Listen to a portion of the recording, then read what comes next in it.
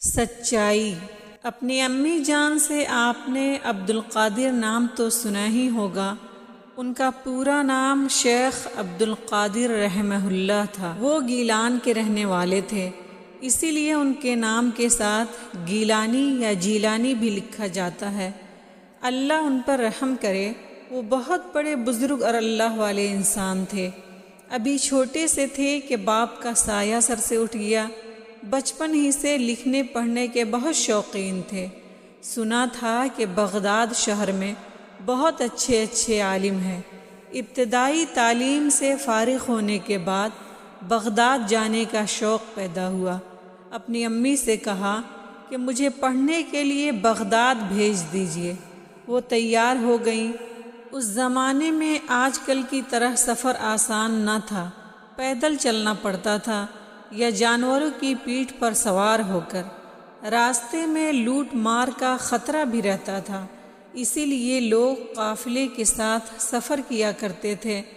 Baghdad جانے والے ایک قافلے کے ساتھ ان کا جانا طے ہوا۔ چلتے وقت امی جان نے 40 دینار ان کے لباس میں بغل کے نیچے سی دیے تاکہ چوری سے محفوظ رہیں، اور تاکید کر دی کہ بیٹا کیسی بھی مصیبت پڑے، خواہ جان پر بن آئے، لیکن جھوٹ کبھی نہ بولنا۔ قافلہ روانہ ہوا، وہ بھی ساتھ تھے۔ کچھ ہی دور گئے ہوں گے کہ ڈاکہ پڑا، سارا قافلہ لٹ گیا۔ ایک ڈاکو نے آ کر پوچھا، میاں صاحب زادے کچھ تمہارے پاس بھی ہے؟ انہوں نے جواب دیا، ہاں 40 دینار ہیں۔ ان کا سادہ لباس دیکھ کر ڈاکو کو یقین نہ آیا۔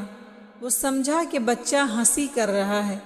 اسی طرح کئی ڈاکوؤں سے مٹ بھیڑ ہوئی۔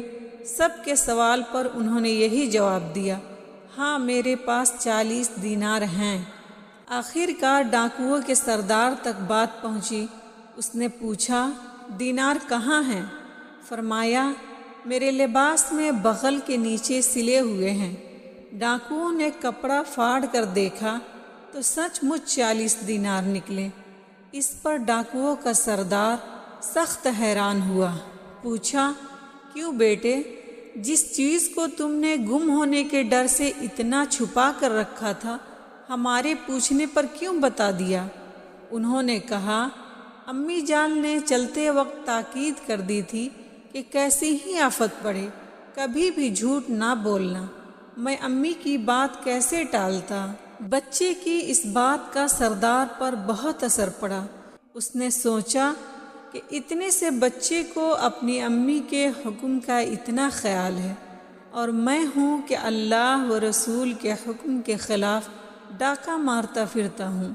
سردار اور اس کی ٹولی کے تمام ڈاکوؤں نے فوراً توبہ کی۔ تمام لوٹا ہوا مال قافلے کو واپس کر دیا اور سب نیک بن گئے۔